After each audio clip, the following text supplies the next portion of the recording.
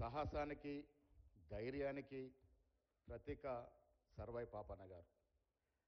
ఇప్పుడు కాదు అప్పుడు కాదు 1650లో సాంకేతిక పరిజ్ఞానం లేని రోజుల్లో ఆటవికత వెజ్జొరులుతున్న రోజుల్లో ఒక పూరింట్లో పుట్టి తన సాహసాన్ని నిరూపించుకొని భువనగిరి కోటే కాదు ఔరంగజేబు అడ్డా అయినటువంటి గోల్కొండ కిల్లాని ఛేదించినాడంటే ఆయన సాహసం ఎలాంటిదో ఇవాళ దాని గురించి ఆలోచిస్తే మన రోమాలు లేచి నిలబడతాయి.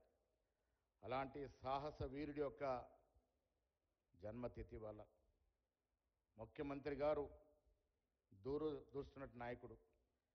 మేము ప్రభాకర్ గారు, నేను సర్వై పాపన్న గారిని సత్కరించుకోవాలి, ఒక విగ్రహం పెట్టాలన్నప్పుడు ఆయన ఒక మంచి మాట చెప్పినాడు. చరిత్రలో ఎక్కాలంటే ఆషామాషి కాదు. ఈ దేశంలో చాలామంది నాయకులున్నారు, వారి ఫోటోలు పెట్టుకున్నాం, వారి విగ్రహాలు పెట్టుకున్నాం. వారందరికీ సర్వై పాపన భిన్నము. Is an historian. కాబట్టి వారిని సరైన రీతిలో సత్కరించుకోవాల్సిన అవసరం ఉందనే మాట సాక్షాత్ ముఖ్యమంత్రి గారు చెప్పడం, దాంట్లో భాగంగానే మేము చాలా చోట్ల వారి విగ్రహాన్ని పెట్టుకున్నామని స్థలాలు చూసినప్పుడు నిన్న ఉదయం నేను ప్రభాకర్ హనుమంతరావు గారు కలిసినప్పుడు 2-3 స్థలాలు వారికి వివరిస్తే ఆయన ఒకటే మాట చెప్పాడు. సెక్రటేరియట్ అనేది రాజకీయ అడ్డా, ఎవరు వచ్చినా కనబడే విధంగా ఉండాలి సర్వై పాపన విగ్రహం. కానీ మనం వర్ధంతి రోజు, జన్మతిథి రోజు పోయి ఎత్తుకొని పూలేసే రకంగా ఉండకూడదు.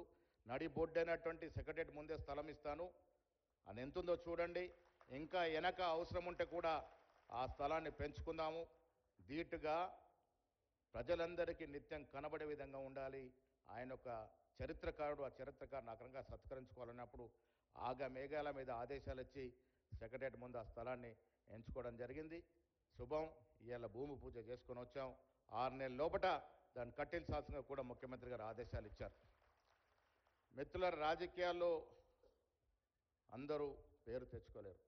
చాలామంది అదృష్టవశాత్తు రాజకీయాలకు వస్తారు, ఎమ్మెల్యేలు అవుతారు, ఎంపీలు అవుతారు, మంత్రులు అవుతారు. కానీ ప్రజల మదిలో నిండేది కొద్దిమందికి అవకాశం వస్తుంది. అలాంటి కార్యక్రమాలు చేస్తేనే వస్తుంది. నిత్యం ప్రజాసేవలో ఉండి ప్రజా కార్యక్రమాలు చేస్తేనే అలాంటి గుర్తింపు వస్తుంది. ఆ గుర్తింపు పొందినటువంటి మహనీయుల్లో సర్వై పాపన్న గారు ఒకరు.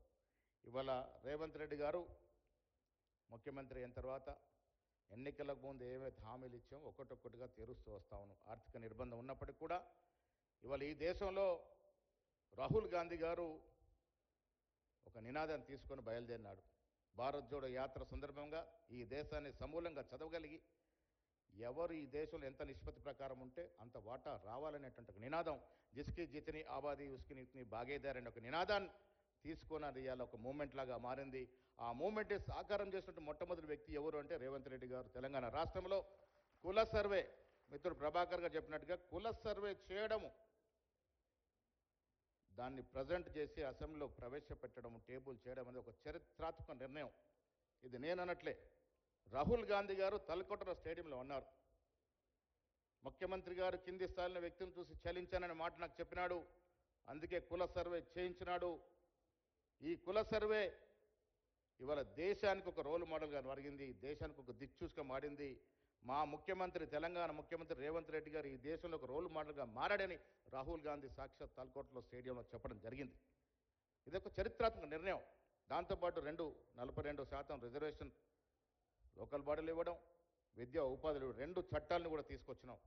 ఇలా వేరే పార్టీలు అడ్డుకుంటా ఉన్నాయి, ముందుకు సాగనివ్వట్లే, అదొక అంశం. కానీ బీసీల పట్ల, అణగారిన వర్గాల పట్ల, ఎస్సీ ఎస్టీ మైనార్టీల పట్ల వారి జీవితాలు బాగోగాలని, వారు బాగుపడాలని కాంగ్రెస్ పార్టీ ఎప్పుడూ ఆశిస్తూ ఉంటుంది, అభిలాషిస్తూ ఉంటుంది. దాంట్లో భాగంగానే, ఆ కార్యక్రమంలో భాగంగానే ఇక్కడ ముఖ్యమంత్రి గారు, డిప్యూటీ ముఖ్యమంత్రి గారు కుల సర్వే చేయడం, చట్టాలు తీసుకురావడం, ఈ అణగార వర్గాలని పైకి తీసుకురావాలి. అప్పుడే నిజమైనటువంటి స్వాతంత్రం ఆ వర్గాలకు వచ్చినట్టు అవుతుందనే మాటని నిరూపించుకుని ముందుకు పోతున్న తరుణంలో ముఖ్యమంత్రి గారి నేతృత్వంలో కాంగ్రెస్ పార్టీ, కాంగ్రెస్ ప్రభుత్వం ఇచ్చిన ప్రతి వాగ్దానాన్ని చేజార్చకుండా ఇచ్చే ప్రయత్నం చేస్తూ ఉంది.